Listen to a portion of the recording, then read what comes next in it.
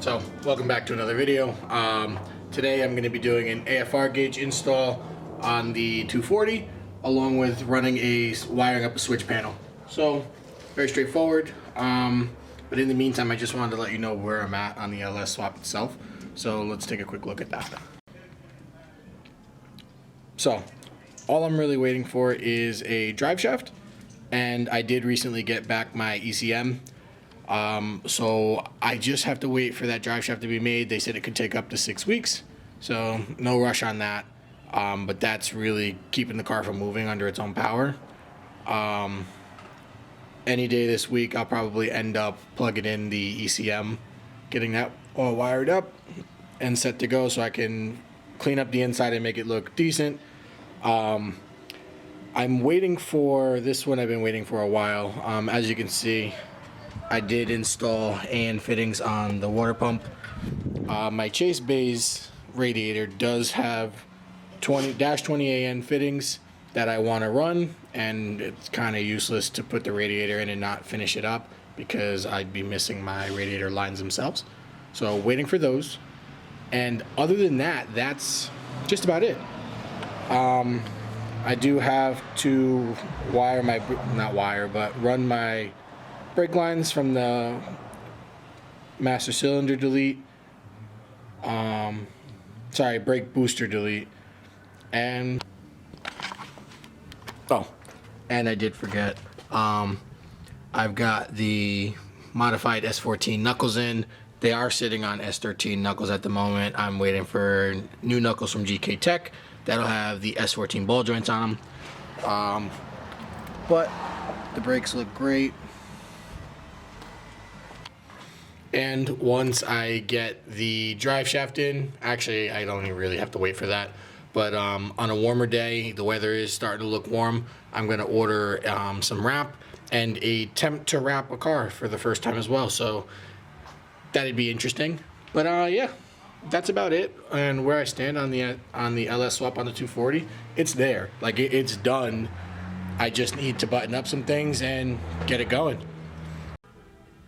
Alright, so this is the switch panel I want to wire into my car today, just to make sure my electrical work is all good and everything. So we'll go over that, and I also have this fuse box that's pre-existing. I already had it wired into the main power switch, so I'll go over that a little bit later. But as for right now, let's get started on this. So on the back of these switch panels, you're going to have, most likely at least, you're going to have a power wire and a ground wire, and then you'll have a piece to wire in each switch specifically to power.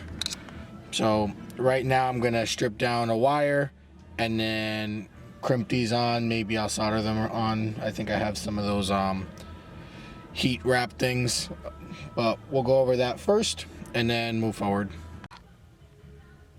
So I got a bunch of these little, can't even really see it, but what it is, it's heat shrink with a piece of solder in the middle. And what you do, you line your two wires up, you get your solder in the middle between the two wires, and then just shrink it down.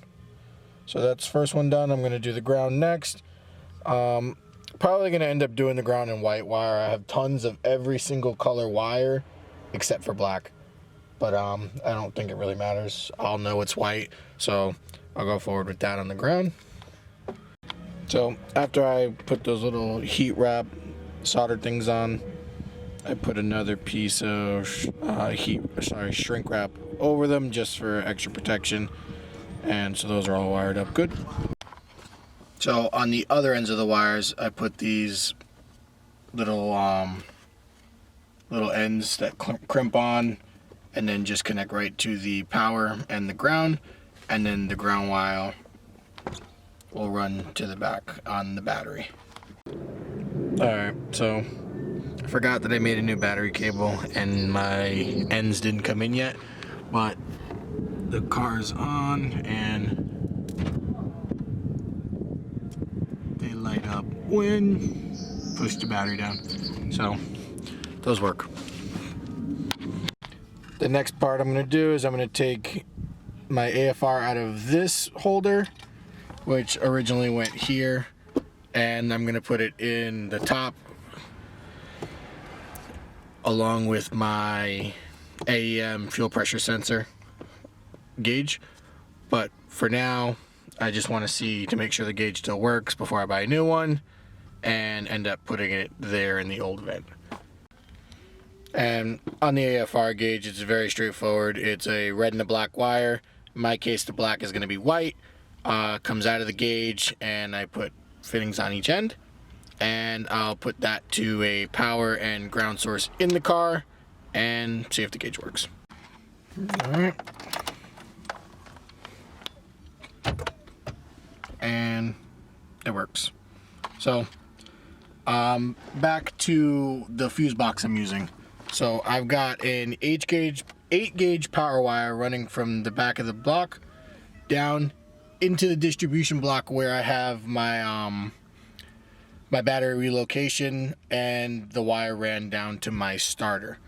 So I have the power into that. Also have an 8 gauge wire coming out the back of it to the battery in the back, plugged in to ground it to the battery there. So very straightforward. And anybody who wants to do a fuse block, switch panel or fuse block, I would say this is going to be the easiest way to do it, because I've got power right to the switch, and anything I want to run to a switch, I'll literally just run it to the back of each switch through power, and then down to a ground in the actual fuse box itself, along with my other 2 gauges that I'll be running. So very straightforward and pretty easy. So thanks for watching, guys. Catch you next time. To say the words you remember. Now we're here to take control over your body and over your soul. We're gonna take back